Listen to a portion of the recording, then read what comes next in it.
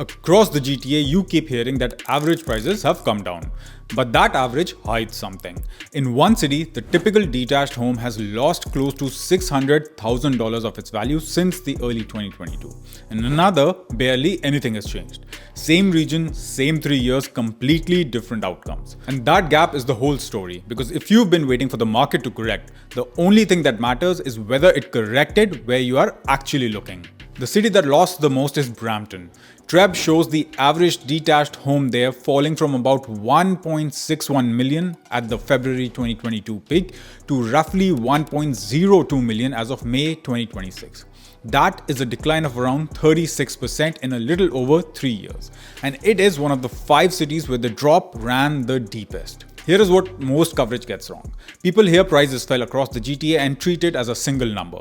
But the drop was not even. Some cities barely moved and some gave back enormous amounts. So in this video, I am going to walk through 5 GTA cities where prices fell the most from the February 2022 peak, with every figure traceable to the Treb data. For each one, I will show you what the decline actually translates to today, and at the end, I'll give you a straight read on whether prices are still falling or whether the recent data points to something else. My name is Gaurav and I am a realtor working in the Greater Toronto area. I help buyers and sellers make decisions using real numbers, not assumptions. Let us start with the city that fell the most, Brampton. Brampton's lesson is breadth. This is not one type of home getting hit while the rest hold up. It is the whole market moving down at once. And this is exactly what makes it the headline. Treb shows detached homes in Brampton falling about 36% from the peak. Semi-detached homes fell by a similar 36% and townhouses came down about 34%. When detached, semi and townhouses all move together like that, you're not looking at a quirk in one segment, you're looking at a city that repriced top to bottom. So what does that buy you? The detached home average is down from over 1.6 million to around 1.02 million. This is an entry point that did not exist in Brampton 2 years ago. And because the drop reached semis and townhouses too, it is not one narrow segment on sale. Whatever type of home you want there, the correction got to it. Mississauga. Mississauga's lesson is scale. More buyers are searching here than almost anywhere else in the GTA. So when this market moves, it moves the most number of people. Treb puts detached homes in Mississauga down about 29% from the peak. Semi-detached down about 29% as well, and townhouses down around 27%. It's a tight, consistent band across all three. The correction here was about the city's overall price level, not one segment carrying the story. And what it buys you is reach into a market that used to be out of question for a lot of move-up buyers. The average detached in Mississauga now sits around 1.37 million versus close to 1.92 million at the peak. That is roughly $550,000 off the average detached home, and the semis and townhouse segments came down nearly the same percentage. So the correction here is not riding on one property type. Milton. Milton is the one that breaks the pattern, and that is the lesson. In most of these cities, the detached number leads the decline. In Milton, it does not. Detached homes in Milton, it's down about 28% from the peak per Treb, which is real on its own. But the townhouse segment fell further down about 32%. Milton built a large amount of townhouse and freehold style inventory through its growth years, and when the market turned, that segment carried more of the correction than the detached homes did. So in Milton, the property type you're chasing changes your answer more than it does anywhere else on this list. If you are specifically hunting the sharpest correction, Milton townhouses are where it landed, not the detached homes most people would assume. That is the kind of detail that separates someone reading headlines from someone reading the actual data. Vaughan. Vaughan teaches you to stop watching the percentage and start watching the dollars. This is where percent and real money come apart. Treb shows detached homes in Vaughan falling from about 2.23 million at the peak to roughly 1.58 million in May 2026. In percentage terms, that is around 29%, the same headline figure as Mississauga. But because Vaughan started so high, that same percentage is one of the largest dollar drops on this entire list, north of $600,000 off the average detached home. Townhouses there fell about 28%, so here is what Vaughan buys you. A 29% decline on an expensive market is a much bigger swing in actual cash than the same percentage on a cheaper one. For a buyer chasing the correction in pure dollar terms, Vaughan Detached gave back more money per home than almost anything else in the region, even though the percentage looks ordinary next to Brampton. Markham closes out the 5, and its lesson is that a moderate looking percentage can still be a large amount of value when the starting price was high.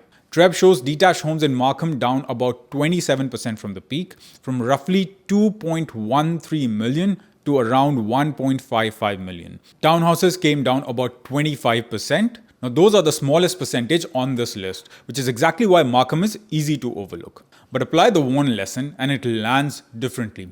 27% of a $2.1 million average is close to $600,000 of value. And it shows up in both detached and townhouses, not just one. So what Markham buys you is a high-end York region detached home in a market that quietly repriced itself by more real money than its percentage would ever suggest. The headline undersells it in this case. Across all 5 cities, one thing connects them. The cities that fell the most were the cities that rose the most first.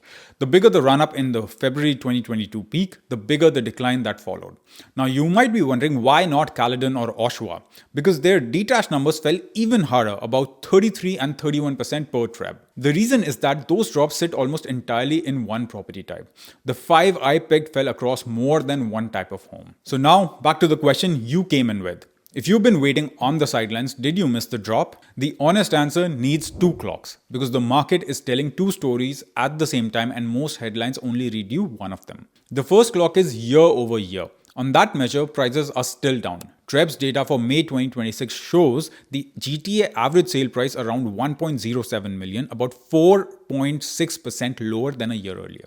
The HPI benchmark, which tracks the same type of home over time, is down 6.7% year over year. So compared to 12 months ago, the market still reads soft. The second clock, however, is the month to month, and that one has started to turn. The May average actually ticked up from April after a spring where prices held mostly sideways to slightly higher. Sales rose compared to a year earlier, new listings came down, and Treb's own read is that if those conditions hold, prices level off and could begin to climb.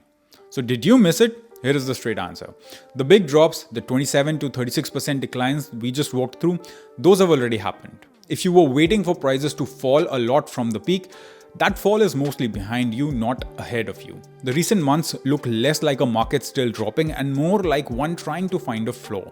I'm not telling you to rush, because a single rate decision or a trade headline could move this market either way, and nobody can call the exact bottom. There is a more useful way to think about timing than waiting for the bottom. The exact bottom is only ever clear in hindsight. And the part of this that you can actually control is not the market, it is your own situation.